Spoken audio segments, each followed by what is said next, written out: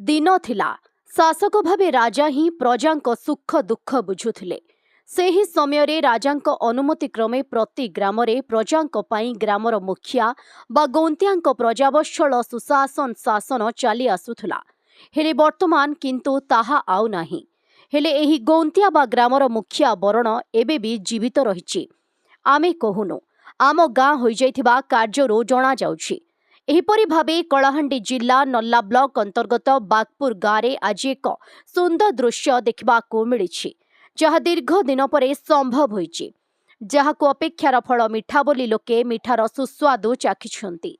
जो राज्य रे राजा न थाए सेही राज्य सारा अराजकता भितरे छोट बड़ समस्या देई गति करिथाए। सेहिभଳି बागपुर गाँवर मुखिया गौंतिया स्वर्गत दोलचंद्र बाग कार्य को आमे मापिबा कष्टकर।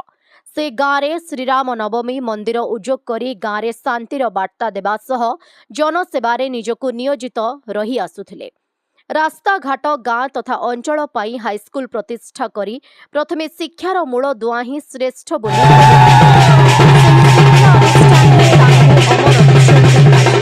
बागपुर गौंतिया कथा कहिले समस्तंक मन भितरे उंकी मारे। तापरि व्यक्तित्व पाइबा कष्टकर, किंतु तांकर देहांत परे गाँव अराजकता परिस्थिति देई चलुथला। एही समस्त कल्पना जल्पनार अंत घटाई 25/4/2024 तारीख गुरुवार दिन रात्र 8 घंटा समय समस्त ग्रामवासी मिलित उद्यम रे एक सभा कार्य करथिले। एथिरे श्री थबीर चंद्र बाग को गाँवर मुखिया गौंतिया भावरे दायित्व देबा पई स्थिरीकृत करागला। 28/4/2024 तारीख रविवार दिन 9 घंटा 35 मिनिट समय शुभ महेंद्र बेलारे गौंतिया पगड़ी पिंधागला।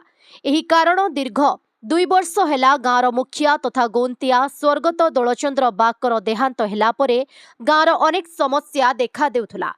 आज तांकर ज्येष्ठ पुत्र थबीर चंद्र बाग एवं पुत्रवधू सत्यवती बाग को बागपुर गाँवर समस्त मान्यगण्य भद्र व्यक्ति वृद्ध वृद्धा आबाल बनिता युवक युवती कुनी कुनी पिला छुआ एकत्रित भावरे शंख हुलहुली एवं श्रीराम भगवान को नाम नहीं स्वर उत्तोलन कले।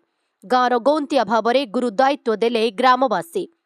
प्रथमे श्रीराम महाप्रभुंकठारे पूजार्चना करी परे गाँवर अधिष्ठात्री देवी मां धरणी देवी पीठरे पूजा कार्य सारी ग्रामवासी श्रीराम मंडप प्रांगण रे मंच उपरकु नहीं पुष्पमाल्य देई सुस्वागत करथिले। सेही मंचरे ग्रामर जानी भावे अनी माझी तांको स्त्री पूर्णमी माझी झाकर भावरे स्वर्गत कुल माझी पुओ टुनु माझी को ओ गणा स्वर्गत दास बाग को पुओ बब्रू बाहन बाग को गणा भावरे दायित्व निर्वाह करबा पई गाँ लोके बरण करथिले। एथिरे गाँवर मुखिया परिवार 2 भाई गौंतिया थबीर बाग सहधर्मिणी सत्यवती बाग सान भाई बाबूलाल बाग सहधर्मिणी हिमाद्री तनया जाल और बाग वंशर समस्त सदस्य मंच उपरे मंचासीन थिले।